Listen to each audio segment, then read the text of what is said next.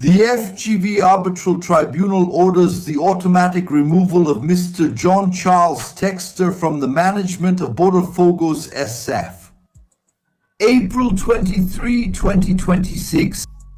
A remarkable day in the history of Botafogo. The American who arrived in Rio de Janeiro as a businessman who would turn Botafogo into a global powerhouse. Who built the squad that won the 2024 Brazilian Championship, who promised a club model never seen before in the history of Brazilian football. He's out, removed by court order. But this decision didn't come out of nowhere. It's the outcome of a crisis that had been building for months, brick by brick. Inside and outside the courts, a story of billion-dollar debts, corporate warfare, transfer ban, bankruptcy protection, and political maneuvers that transformed everything. The 2024 Brazilian champion in the most chaotic scenario in the country's football. And to understand what happened on Thursday night, you need to understand something that happened much earlier. John Textor is not an ordinary investor.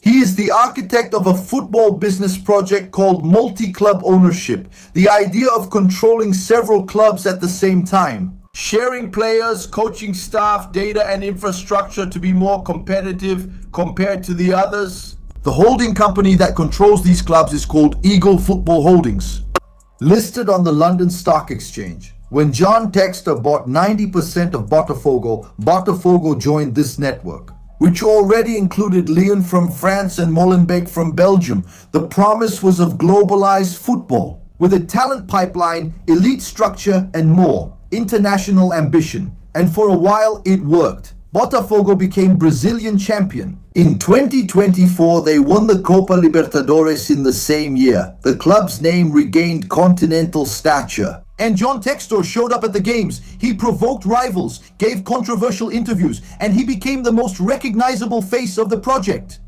But beneath the sporting success, a ticking time bomb was counting down. 2 weeks ago, Botafogo released an appraisal report on the club's economic value. And what this document revealed had an impact. A shock even for those who already suspected that the financial situation was not good at all. The total debt of Botafogo's soccer corporation is around 2.7 billion.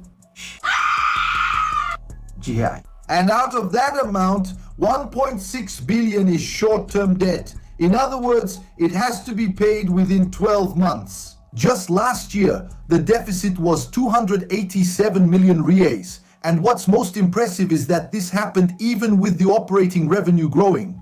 Because in 2025, Botafogo made 655 million reais in revenue. But the problem is that expenses reached around 890 million.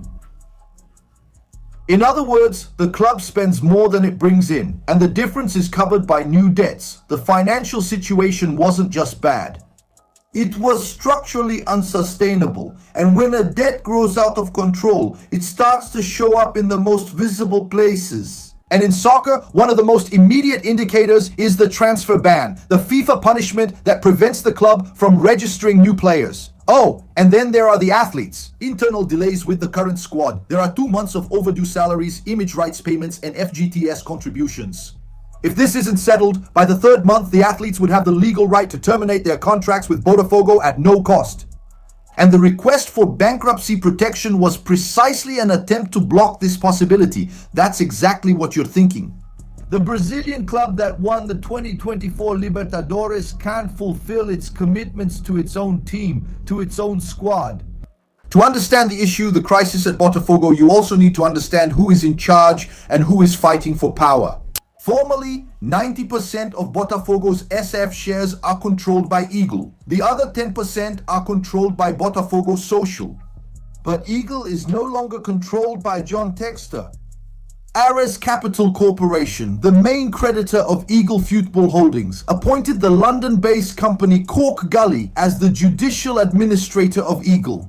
And it was Cork Gully that publicly announced in the newspapers the sale of the SF shares of Botafogo, Lyon and Molenbeek.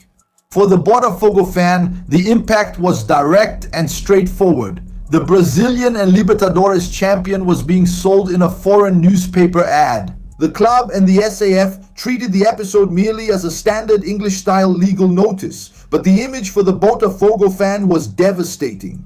John Textor remained at the head of SAF's management, thanks to an injunction obtained at the end of 2025. And pressured by Eagles creditors and the arbitration court, John Textor did go on the offensive with two moves.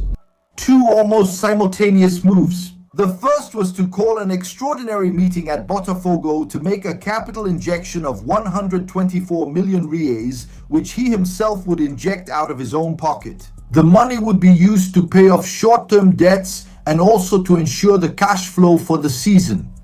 It sounds simple, but it wasn't. The investment would be made through the issuance of new shares, which would change the distribution of power within the club. And for many, it represented a way for Textor to consolidate his position before any shareholder agreement. And then the members became suspicious. John Textor's second move was even more drastic. John Textor filed a preliminary protective motion at the state court for Botafogo's court-supervised restructuring. This means that immediately Botafogo's SAF gained 60 days. That's right, 60 days operating under judicial protection, shielded against debt enforcement and asset freezes by creditors. In addition, the request included the suspension of Eagles' voting rights, arguing that Holden was using this position to obstruct the arrival of. The request was made without deliberation at a shareholders' meeting, without Eagles' consent, and without approval from the social club. It was a unilateral decision by John Textor using the injunction that kept him as the manager of the SAF. And that was exactly what sealed his fate. The arbitral tribunal saw the request for court-supervised restructuring as the last straw. On the night of April 23, 2026, the court's judge, Adriana Bragueta, signed the most forceful decision of this entire process. And she was direct. The measures taken by John Textor have the potential to cause irreparable harm to the shareholders and the entire Botafogo fan community. The decision is temporary and will still be revisited by the end of this April, but John Textor's removal is immediate. John Textor's Botafogo in 2024 was the most avant-garde Brazilian club. A project that made it possible to combine foreign investment, professional management, and sporting success on the field.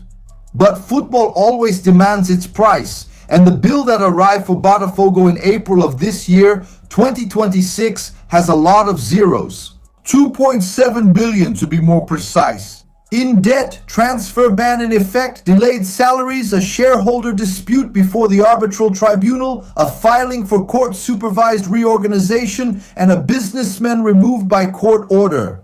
On the same night, he gathered the team to explain the chaos. Botafogo, for now, remains on the field, and its glorious fans deserve a club that's worthy off the field as well. Whether that will happen with Textor, without Textor, or with a new owner, that answer is in the hands of the arbitral tribunal.